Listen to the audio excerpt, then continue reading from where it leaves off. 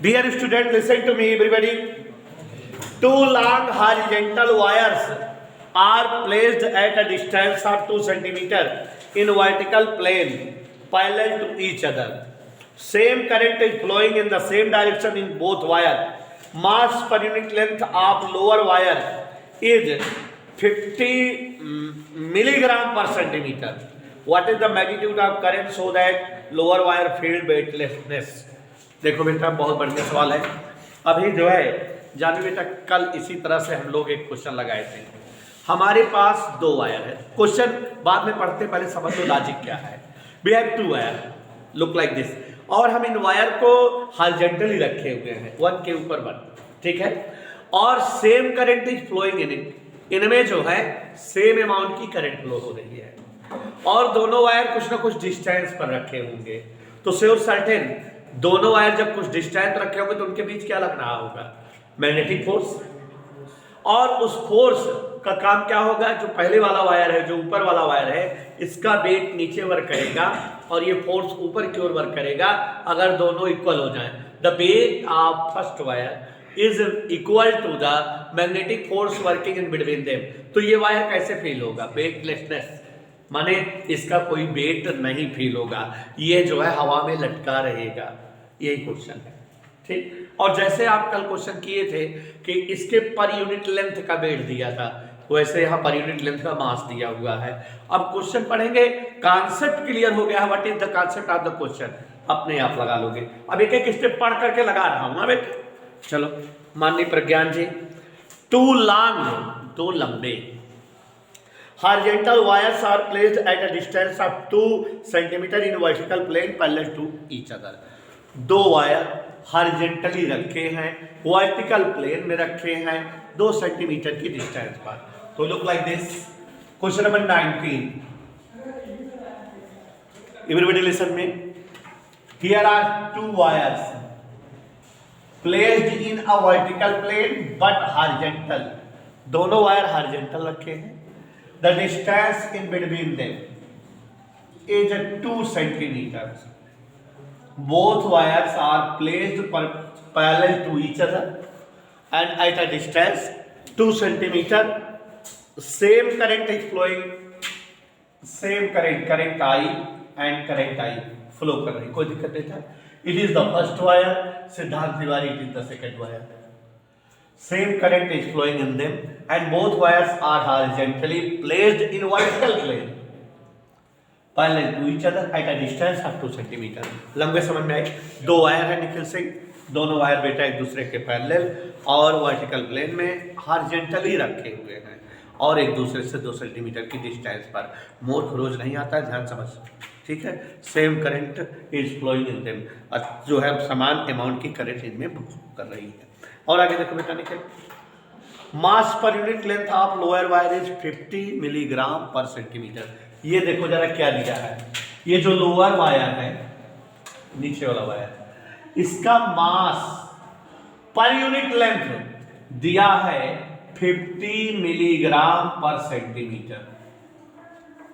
अगर ये wire L length का है तो टोटल मास क्या हो जाएगा? नहीं समझ में आया? ये यूनिट लेंथ का मास है। अगर टोटल लेंथ एल हो, एल से मल्टीप्लाई कर दें तो complete mass for the complete length आ जाएगा कि नहीं? Yes sir. लेकिन यहां पर एक कैलकुलेशन है बेटा, आसिफ मूर्ख। मिलीग्राम, मिलीग्राम को किलोग्राम में बदलेंगे, कोई बोलेगा नहीं, आसिफ बताएगा। What is the value of milligram in kilogram?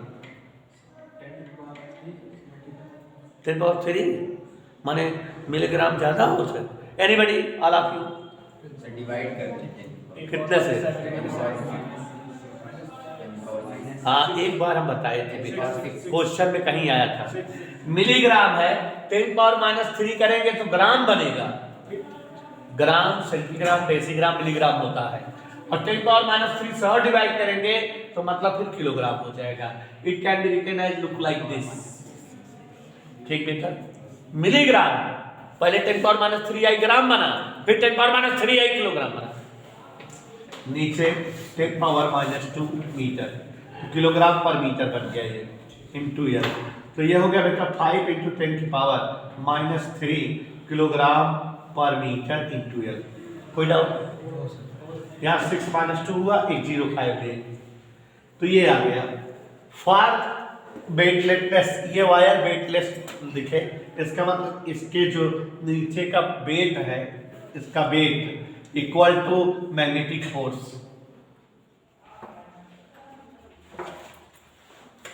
For equilibrium wire equilibrium रहे, इन दोनों के बीच जो फोर्स है वो इस वायर के किसके बराबर हो जाए, वेट के। तो अब देखो बेटा, दो वायर के बीच का फोर्स क्या होता है, magnetic force equal to the weight of lower wire, लिख दिए हैं वो लैंग्वेज में। तो दोनों के बीच का मैग्नेटिक फोर्स क्या होता है बेटा, μ0/2 पाई I² इंटू एल साइन 90। यहाँ वेट का मतलब m इंटू जी, मास इंटू ग्रेविटेशनल एक्सीलरेशन, मास ये आया हुआ है 5 × 10⁻³ इंटू एल, और जी का वैल्यू नहीं मालूम। कोई डाउट बेटा, समझ में आ रहा है? लेकिन आगे देखो जो है μ0/2 पाई की वैल्यू I² नहीं मालूम बेटा, यही पता लगाना है। आर एल से एल कैंसल हो गया,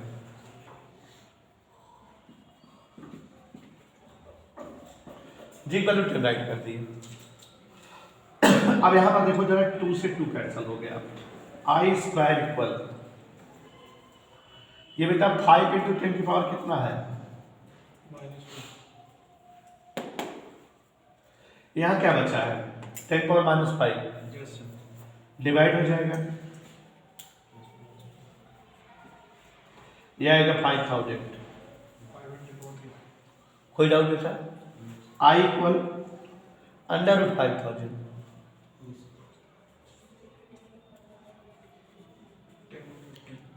इसका स्क्वायर रूट बताओ, 50√2।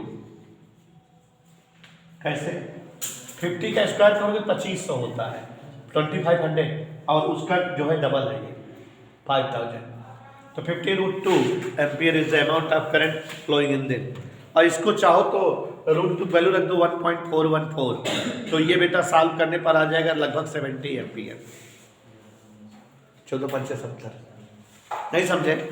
आंसर में 70 दिया है, 50 × 1.4 ऐसे लिख रहे हैं, ऐसे होता है 14×5 = 70, 70, 0 ये, तो लगभग 70 एम्पियर लिख दिया गया। राइट करो बेटा। कितने चैप्टर थे?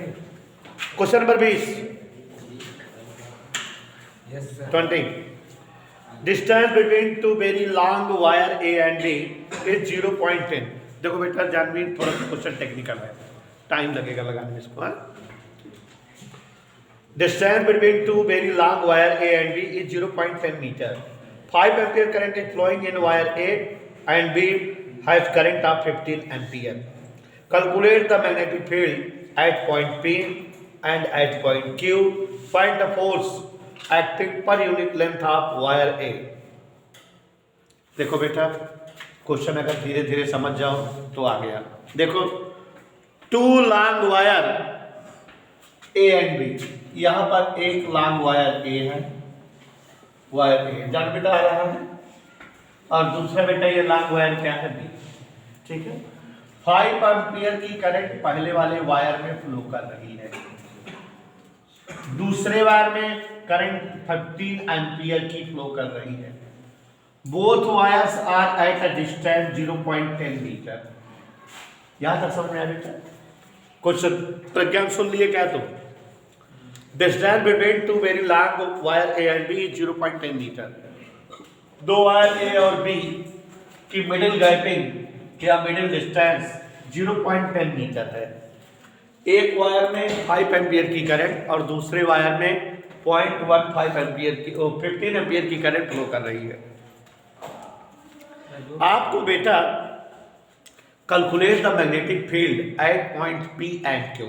दो पॉइंट है जानवी बेटा, पी और क्यू, उन दोनों पॉइंट पर मैग्नेटिक फील्ड बताना है। दोनों पॉइंट की खासियत क्या है, कहाँ है दोनों point? There are 2 point P and Q. In point पर we have find out intensity of magnetic field at P and Q. The distance of P from first wire is 0.5 meter. Given ये figure बनी हुई है. And the distance of P from second wire is also 0.5 meter. Means this point is in between the wires. समझ आया बेटा? And point Q is at a distance 0.05 meter from the second wire. अब समझ में आया बेटा? तो जानिए बेटा, दिमाग की बात ये है, इस वायर इस पॉइंट पर मैग्नेटिक फील्ड बताना है और इस पॉइंट पर. तो फर्स्ट वायर के कारण मैग्नेटिक फील्ड जैसे सपोज करो V1 बने, इधर बनेगा, लेकिन ये सेकंड वायर के कारण जो पॉइंट है, अब ये जो है राइट साइड नहीं है, लेफ्ट साइड हो गया. तो ये इंटेंसिटी मैग्नेटिक फील्ड इधर की ओर रहेगी कि नहीं? Intensity magnetic field eight P by first wire is in the direction towards P. ठीक है? And intensity of magnetic field at P by second wire will be towards P. भाई ये point P जो है इस वायर के right side है कि नहीं, लेकिन इस वायर के लेफ्ट साइड. तो दोनों मैग्नेटिक फील्ड क्या हुए? Opposite in direction. इसलिए रिजल्टेंट मैग्नेटिक फील्ड क्या होगा? दोनों का डिफरेंस. समझ में? बट एट क्यू पर मैग्नेटिक फील्ड जब निकालना रहेगा सिद्धांत, तो point Q is at the right side of first wire, also at the right side of second wire. ये दोनों वायर के राइट साइड पर है. तो फर्स्ट वायर के कारण अगर इंटेंसिटी वेक्टर बी डैश हो फर्स्ट वायर के, और सेकंड वायर के through intensity vector B double dash हो, दोनों सेम डायरेक्शन में होंगे, दोनों ऐड हो जाएंगे. समझ में आ गया? तो एक पार्ट आ गया कि नहीं बेटा? समझे महाराज? इधर देखो, इंटेंसिटी बिना Mishra at P will be B1 minus B2. Any doubt? Where B1 and B2 are the intensity produced by first and second wire. दोनों वायर जो इंटेंसिटी बना रहे हैं, दोनों वायर के कारण बनी हुई इंटेंसिटी अपोजिट डायरेक्शन में है. कैसे डायरेक्शन बेटा? अपोजिट डायरेक्शन में है, और इसलिए जो है रिजल्टेंट इंटेंसिटी माइनस हो रही है. समझ में बेटा? If vector B1 is the intensity produced by first wire and vector B2 is the intensity produced by second wire at P. Both are in opposite direction. Hence, resultant intensity will be vector B1 minus vector B2. Means final intensity at P equal B1 minus B2. समझ आया बेटा? अब देखो जरा जो है Himanshi, mu naught upon 2 पाई B1 का value I की जगह बेटा, समझ है, R की जगह ये कैसे कर रहे हैं? बायो सेवर्ट लॉ बोलता है intensity of magnetic field produced by any current carrying straight wire is mu naught upon 2 pi I by R. हम लगा दिए यहाँ बेटा, mu naught upon 2 pi I है यहाँ 15, R वही है. कोई डाउट बेटा? क्या कॉमन है? देखो, mu naught upon 2 pi into 5 upon 0.5. Any doubt? ये फुल निकल आया बेटा, और यहाँ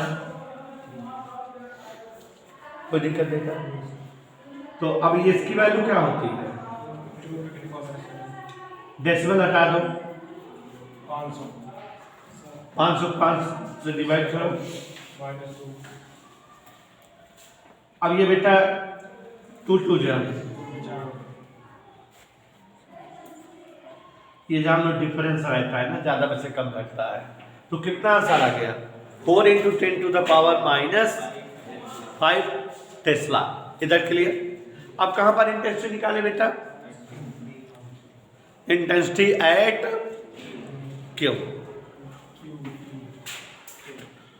इंटेंसिटी एट क्यू. यहां बेटा अगर B dash intensity by first wire, B double dash intensity by second wire, दोनों एक ही डायरेक्शन में, क्यों जुड़ जाएगा ना बेटा।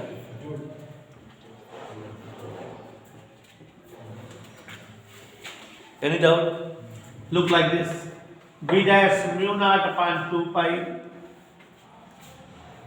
I का मतलब बेटा R यहां से यहां तक 10 5 15 नहीं समझे बेटा, प्लस थोड़ा टेक्निकल है यहां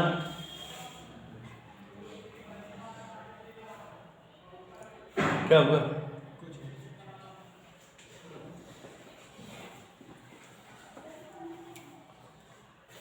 डेसिमल रिमूव करो, 500/15, 500 डिवाइड करो, नहीं समझ आया बेटा, 60 मार, डेसिमल रिमूव करो, 1500, 1500 5 से डिवाइड करो, एनी डाउट बेटा, 2 × 10⁻⁷, 3 3 का 9 10, 2/3,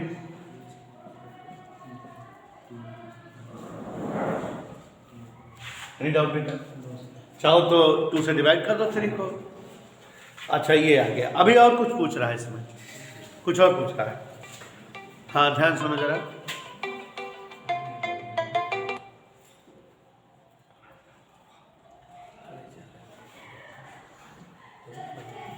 बोले बेटा क्या पूछ रहा है,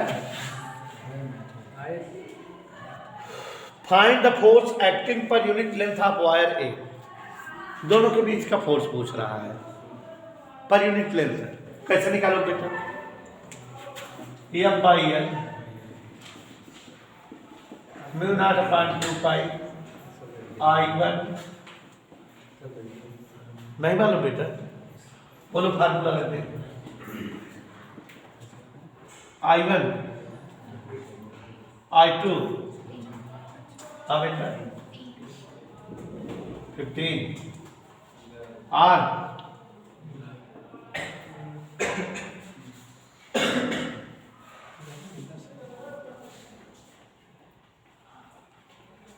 .1 5 दूनी, डेसिमल हटाएंगे 100 माने 15 × 10⁻⁻5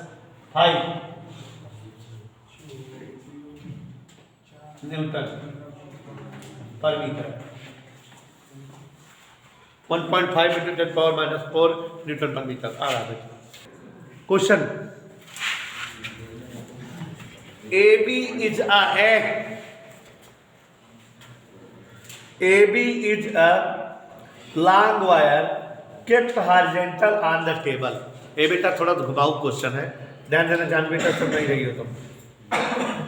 AB is a long wire kept horizontal on the table, wire CD is 10 cm long and lying vertically, पता नहीं क्या क्या कह रहा है।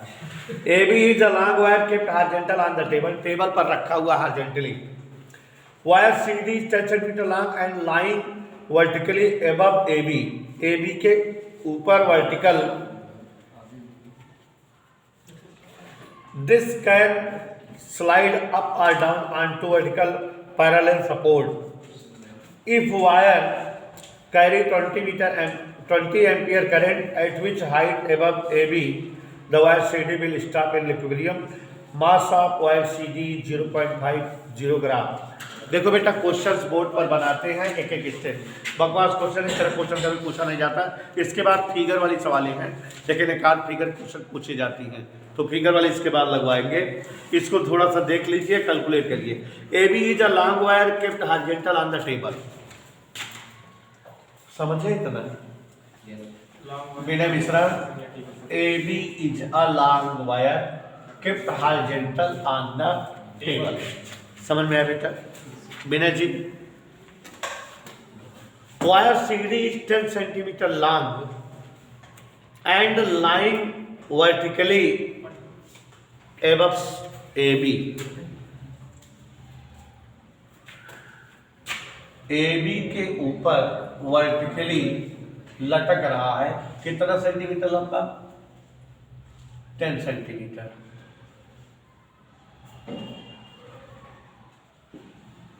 ठीक है बेटा, wire A B C D is 10 centimetre long wire line vertically एवं ए बी के ऊपर 10 सेंटीमीटर लंबा एक जो है वायर सी डी है। दिस कैन स्लाइड अप और down on 2 vertical parallel supports. 2 vertical supports पर ये मोशन कर सकता है, जैसे अगर 2 वर्टिकल सपोर्ट हो फिर अप डाउन मोशन कर सकता है। ठीक है बेटा, समझ आया? If wires carry 20 ampere current, इनमें कितनी करंट फ्लो कर रही बेटा? 20 ampere current.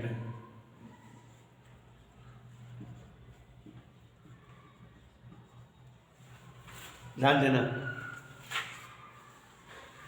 Eight which height above A B the wire C D will stop in equilibrium. कितनी ऊंचाई पर, ये इसके ऊपर है, कितनी ऊंचाई पर ये स्टॉप रुक जाएगा, तो दोनों के बीच लगने वाला फोर्स इसके बेस के इक्वल हो जाए वह रुक जाएगा। ठीक है ना? टोटल वर्किंग फोर्स जो है दोनों के बीच का और मैग्नेटिक फोर्स इक्वल हो जाए तो क्या हो जाएगी? रुक जाएगा। Mass of wire C D is 0.50 gram. C D का मास कितना दिया है? 0.50 ग्राम। अब आप समझ रहे हो, मास 0.50 ग्राम, 0.50 इंटू 10⁻³ किलोग्राम फॉर इक्विलिब्रियम। ये बेटा जो ऐसे से बनाया है रियल में ऐसे है और अब डाउन ऐसे से मोशन कर रहा है, और कितनी दूरी पर होना चाहिए यही बताना है। जैसे ये वायर है सी डी, हमने ऐसे दिखा दिया है, ये रियल में ऐसे है, बट कितने हाइट पर ये नहीं मालूम, और ये डाउन मोशन कर रहा है, मतलब स्लाइड हो सकता है, रन कर सकता है। इक्विलिब्रियम आए जबकि इसका वेट और मैग्नेटिक फोर्स दोनों बराबर होता है। ये दोनों के बीच की गैप यही बता दी है। ठीक है, समझ आ गया बेटा? तो अब देखो फॉर इक्विलिब्रियम,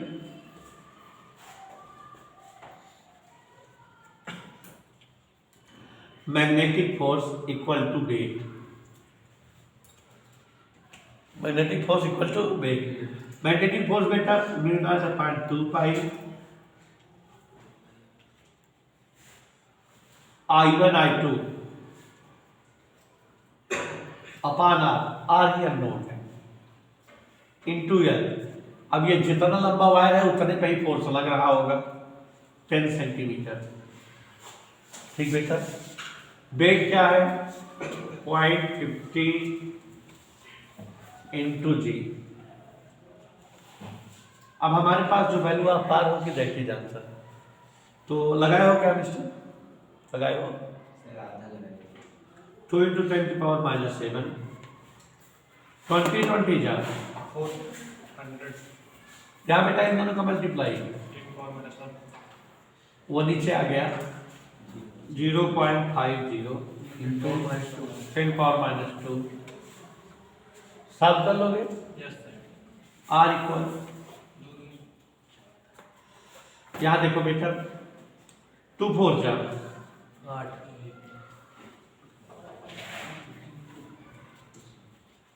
2 4 जा 8, यहाँ 10 की पावर देखो -7 -1 +2 +2, ये वाला ऊपर गया -7 -1 +2, ये ऊपर गया +2, ये 15/50 का मतलब 1/2। नहीं समझे? 50 पैसा माने आधा रुपया, 2 ऊपर गया, 2 2 4, ये क्या हो गया? -4 7 1 8, 1.6 इंटू 10⁻³ मीटर, तो 1.60 मिलीमीटर। इधर क्लियर बेटा? लगा लीजिए। Radius of a circular arc is r metre and it makes an angle of 60 degree at the center. I current is flowing in it. Find the magnetic field produced at the center. देखो बेटा, एक figure बनी हुई है, सभी लोग ध्यान दीजिएगा। Current I is flowing,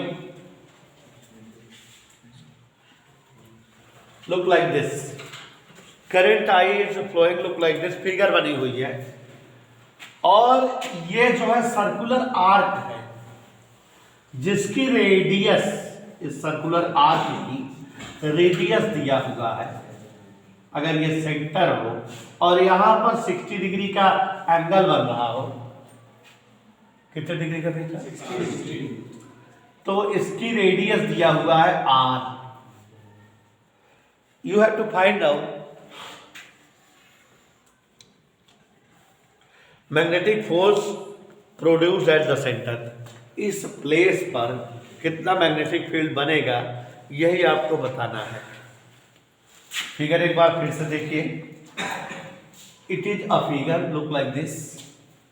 here is a circular arc of radius r making angle 60 degree at its centre. You have to find out total magnetic field at centre. तो देखो बेटा, ये अगर आर्क है इसका मतलब ये स्मॉल सेगमेंट है कि नहीं, और स्मॉल सेगमेंट का नेम अगर हम दे दें एम, तो स्मॉल सेगमेंट के कारण किसी प्लेस पर कितना इंटेंसिटी बनती है हमें पता है निकालने का। Mu naught upon 4 pi I delta L sine theta upon r square. यही है ना बेटा, intensity of magnetic field produced by any small segment at any point mu naught upon 4 pi I delta L sine theta by r square. ये होता है delta. लेकिन यहाँ ये एम क्या है, डेल्टा एल, इसकी लेंथ नहीं पता है। हम लोग एक फार्मूला पढ़े हैं मैथ में, angle equal arc upon radius, पढ़े हैं बेटा? ये एम की लेंथ माने डेल्टा एल है, ये नहीं मालूम है। एंगल कितना दिया है, बट इस फार्मूले को याद करिए मैथ वाले हुआ, यहाँ पर एंगल रेडियन में होना चाहिए, तब ये फार्मूला यूज होता है। तो 60 लिखोगे गलत आएगा, π/3 लिखोगे। When angle is in radian, then angle equal arc upon radii। समझ में आ गया बेटा? Arc radii cross multiply.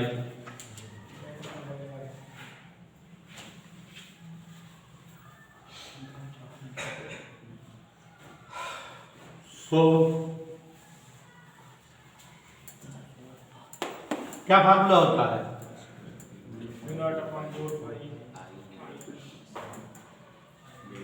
Delta L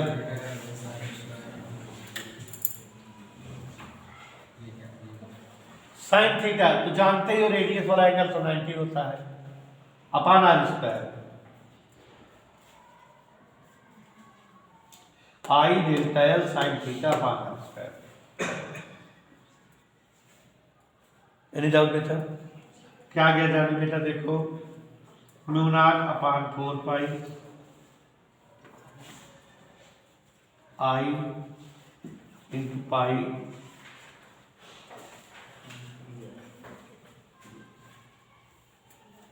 समझ में बेटा? ये आई और पाई आर से स्क्वायर कर गया, ये आ गया म्यू नॉट, पाई पाई कैंसल।